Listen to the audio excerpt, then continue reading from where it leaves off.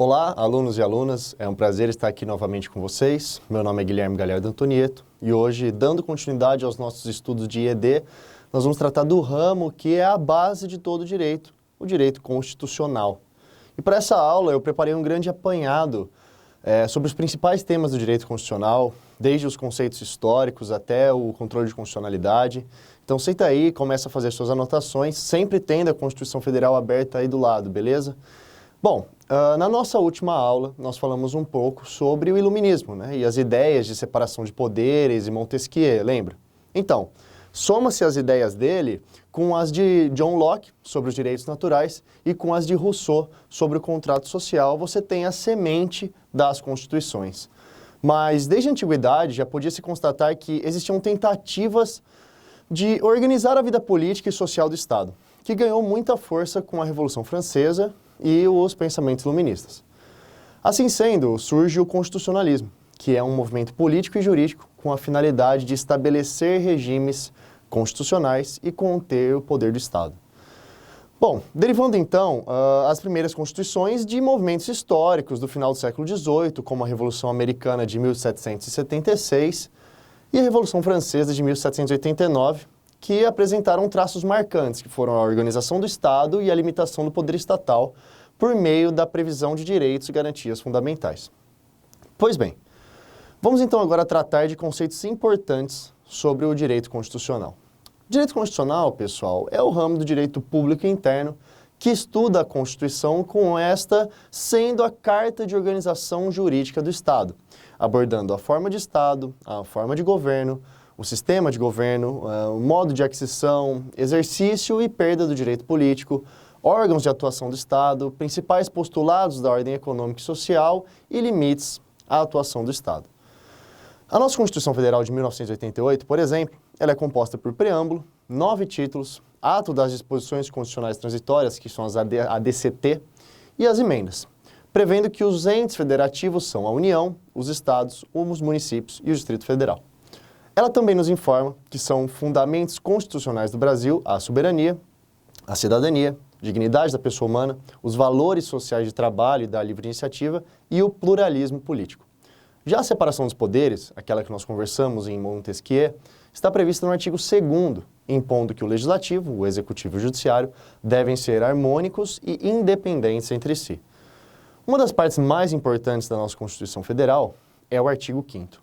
Isso porque nele estão previstos diversos direitos e garantias fundamentais aos cidadãos, como, por exemplo, o princípio da igualdade, o princípio da legalidade, o acesso ao judiciário, a irretroatividade da lei, entre outros. Porém, não bastasse prever tais direitos se a mesma não prevesse maneiras de se garanti-los, trazendo, portanto, a previsão do mandado de segurança, do habeas corpus, do mandado de injunção, do habeas data, da ação civil pública, entre outros. Outro ponto importante da nossa Constituição Federal são as previsões de deveres do Estado para com o cidadão, impondo-lhes a observância da educação, saúde, trabalho, previdência social, família, criança, adolescente, idoso. Além de prever tudo isso, ainda discorre sobre quem é considerado brasileiro ou não. E no artigo 12, inciso 1º, prega que são brasileiros natos os nascidos em território nacional, mas que também assim são considerados os filhos de estrangeiros nascidos no Brasil, caso seus pais estejam a serviço do seu país, filhos de brasileiros nascidos no exterior, desde que estejam a serviço do país também, e filhos de brasileiros, independentemente de seus pais estarem a serviço do Brasil ou não, caso optem por morar no Brasil e pela nacionalidade brasileira. E assim sendo, são naturalizadas as pessoas que já tinham uma outra nacionalidade, mas que tornam-se brasileiros naturalizados se atenderem aos critérios previstos no artigo 12, inciso 2º. Bom, mas voltando aos conceitos principais relativos ao direito constitucional, as diversas constituições possuem também diversas classificações. Essas podem ser quanto ao seu conteúdo, quanto à forma, quanto ao modo de elaboração, quanto à origem, etc. Vamos começar pela classificação quanto ao conteúdo. E, com esse critério, uma Constituição pode ser real, material ou formal. As Constituições reais são aquelas influenciadas fortemente pelos fatores reais de poder do momento em que ela é criada. Fatores reais que devem ser entendidos como condições políticas, econômicas, sociais e ideológicas daquele momento. Já as constituições materiais são aquelas que não estão condensadas em um único documento, como é a Constituição inglesa, por exemplo, existindo, portanto, normas cuja temática é materialmente constitucional, espalhadas pelo ordenamento. As constituições formais, por sua vez, é a característica que se atribui a uma norma pelo simples fato dela estar contida na Constituição, que ali foi colocada pelo Poder Constituinte. Já quanto à forma, as constituições podem ser escritas ou não escritas. Por exemplo, a nossa Constituição Federal é escrita, porque é compilado tudo em um texto só. Já a Constituição inglesa, por sua vez, é considerada não escrita, porque ela é fruto de costumes, leis esparsas, jurisprudência, enfim. Quanto ao modo de elaboração, por sua vez, as constituições podem ser dogmáticas ou históricas. As primeiras são aquelas que são formadas por um poder constituinte, ou seja, um processo legislativo específico. São escritas e refletem dogmas do momento histórico em que ela foi criada. Já as segundas são aquelas que são frutos de uma evolução histórica que aos poucos, e por isso mesmo, é uma Constituição não escrita. Quanto à origem, as Constituições podem ser promulgadas, quando são compostas através da legítima atuação do Poder Constituinte eleito pelo povo. E também podem ser outorgadas, que são aquelas que são impostas, sem participação popular. E existem também as pactuadas, que surgem de um acordo, por exemplo, entre a realeza e a burguesia. E existem também as cesaristas, que são elaboradas unilateralmente, mas submetem-se à ratificação por meio de um referendo.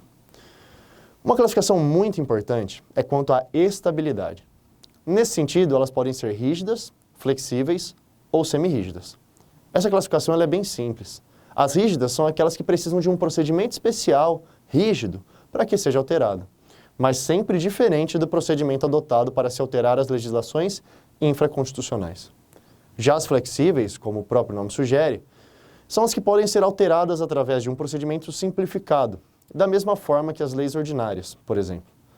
As semirrígidas, por sua vez, são aquelas que têm um pouco de cada uma das que acabamos de falar. Elas têm normas em que se exige procedimento de alteração mais complexo e dificultoso, e outras não. Existe quem defenda que a nossa Constituição Federal é super rígida, pois ela é em sua grande parte, ela é rígida, mas existem pontos imutáveis, que são as cláusulas pétreas.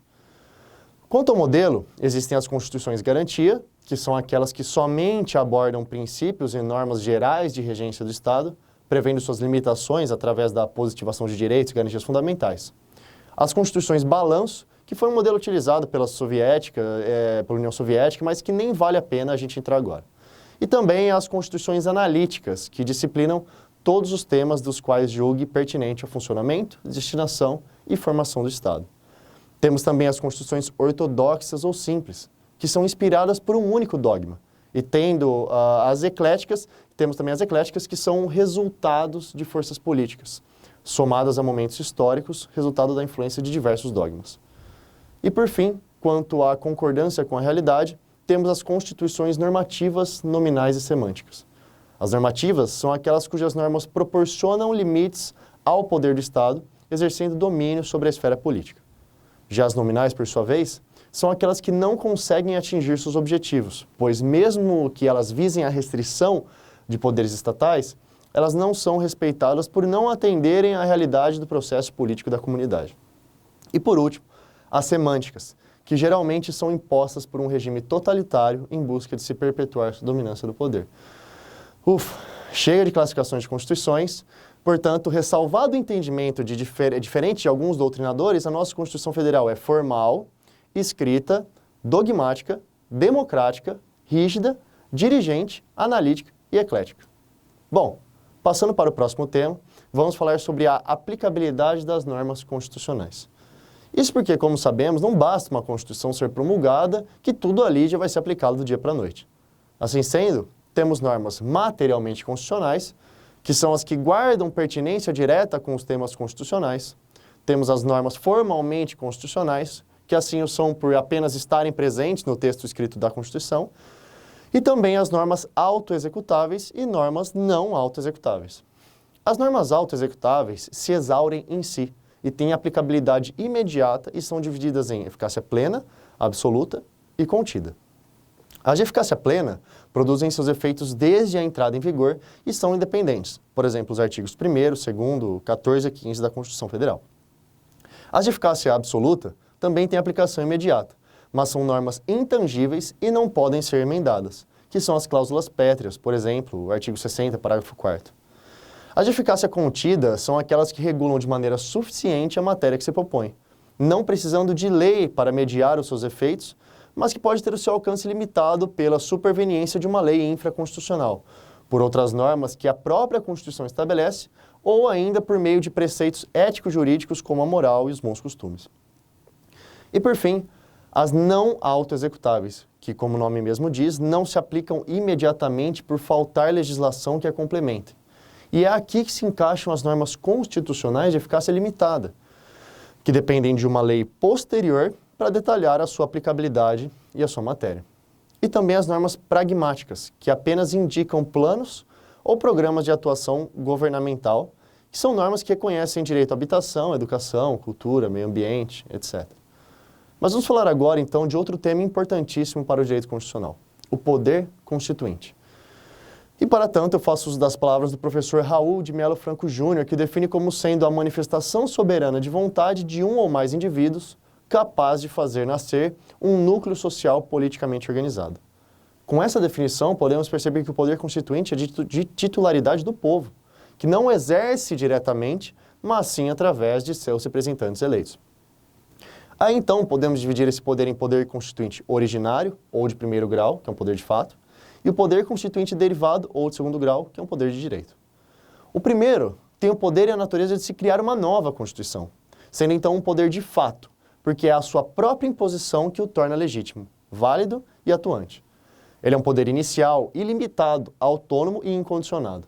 O poder constituinte derivado, por sua vez, é um poder de direito, porque ele é exercido por meio de faculdades concedidas pelo poder constituinte originário. Assim sendo, ele é subordinado e condicionado. Na nossa Constituição Federal, por exemplo, existem gatilhos limitadores a esse poder, como, por exemplo, a imutabilidade das cláusulas pétreas. O poder constituinte derivado é ainda dividido em poder constituinte derivado de reforma e poder constituinte derivado decorrente. O primeiro é a possibilidade de se alterar a Constituição por meio de um procedimento nela previsto, bem como pela iniciativa dos que ali estão autorizados. Já o segundo é o poder atribuído aos Estados para elaborarem suas próprias Constituições. Portanto, como eu falei agora há pouco, o poder constituinte derivado de reforma tem amarras, limitações que podem ser divididas em explícitas e implícitas. As explícitas podem ser circunstanciais, materiais, temporais ou formais e procedimentais, merecendo cada uma um tópico separado. Os limites circunstanciais são aqueles em que, em determinadas situações de anomalia política, fica-se proibido alterar a Constituição para se evitar abusos em tempos de caos, como, por exemplo, nas hipóteses de intervenção federal, estado de defesa e estado de sítio. Já os limites materiais explícitos são aqueles que se referem à impossibilidade de alteração das cláusulas pétreas e o direito material ali contido nelas. Os limites temporais são épocas em que o poder de alteração está vedado e está previsto lá no artigo 3º do ADCT. As limitações procedimentais, por sua vez, são as formas, o procedimento que deve ser seguido para que seja feita a alteração na Constituição. A sua violação implica em inconstitucionalidade formal. E para finalizar, os limites implícitos, como o nome já diz, não estão escritos e previstos de maneira formal, mas são decorrência de princípios adotados pela CF. São apontadas como limitações implícitas ao poder das Constituições os seguintes gêneros: as normas concernentes ao titular do poder constituinte, as normas concernentes ao titular do poder de reforma e as normas referentes ao processo de emenda.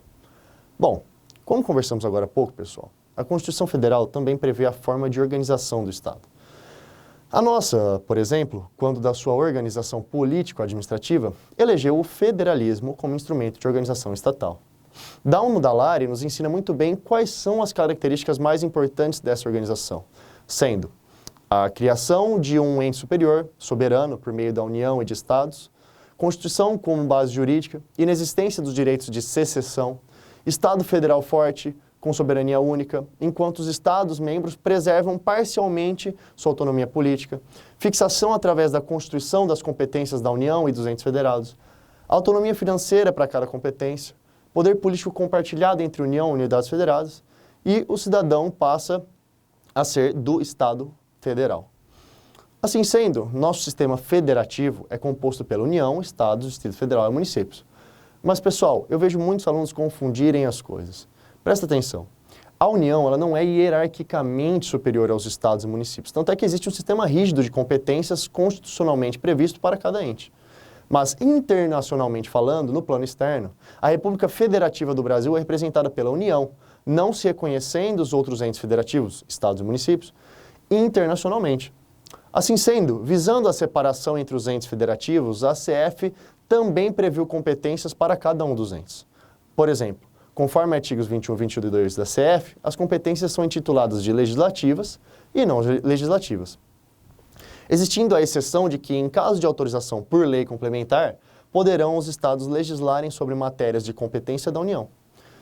Não se pode ainda esquecer que existem competências comuns entre os entes federativos e competências concorrentes. Um ponto importante de se lembrar também é o de que os estados têm competência residual de organização, podendo atuar e legislar naquilo que não for de competência privativa de outras unidades federativas ou caso haja ausência de lei federal.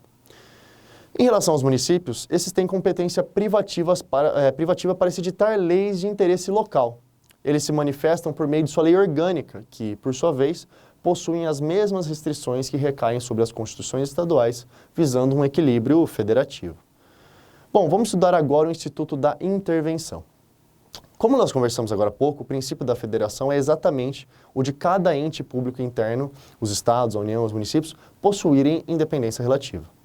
Assim sendo, é lógico de já se concluir que a intervenção é uma medida extremamente excepcional. Isso porque ela suprime temporariamente a autonomia de um ente federativo, em caso de ocorrência das hipóteses que nós vamos ver logo menos. Sendo, portanto, uma medida extremamente gravosa e excepcional, tendo em vista que a regra é a manutenção da autonomia dos entes da federação. Lembrando que somente a legítima intervenção da União em seus estados e no Distrito Federal, chamada de intervenção federal, execução federal ou coação federal, e dos estados em seus respectivos municípios, já que, conforme discorrido acima, o Distrito Federal é vedado à divisão em municípios. E uma pegadinha é a seguinte: pode haver intervenção federal em município? A União também pode intervir em municípios, desde que localizados em territórios federais, haja vista pertencerem à União. Bom, resumindo, para que seja autorizada uma intervenção, tem que se cumprir os seguintes requisitos. Como circunstâncias fáticas que autorizam a intervenção federal, temos a defesa do Estado, defesa do princípio federativo, defesa das finanças estaduais e defesa da ordem constitucional. Com pressupostos formais, temos que ter decreto do chefe do Poder Executivo. E, por fim, existem as espécies de intervenção, que pode ser espontânea, quando a decretação depende apenas da ocorrência dos motivos que a autorizam, mediante análise política e discricionária. Pode ser solicitada, quando a sua decretação depende de solicitação do Poder Legislativo ao Poder Executivo, também se tratando de ato discricionário. E ela também pode ser requisitada, que nesse caso depende de requisição do Poder Judiciário. Continuando o nosso estudo de direito constitucional, vamos falar agora sobre o processo legislativo. Existe uma frase muito famosa do estadista unificador da Alemanha, Otto von Bismarck, que dizia à sua época lá do século XIX, que se os homens soubessem como são produzidas a lei e a salsicha, não respeitariam a primeira e não comeriam a segunda.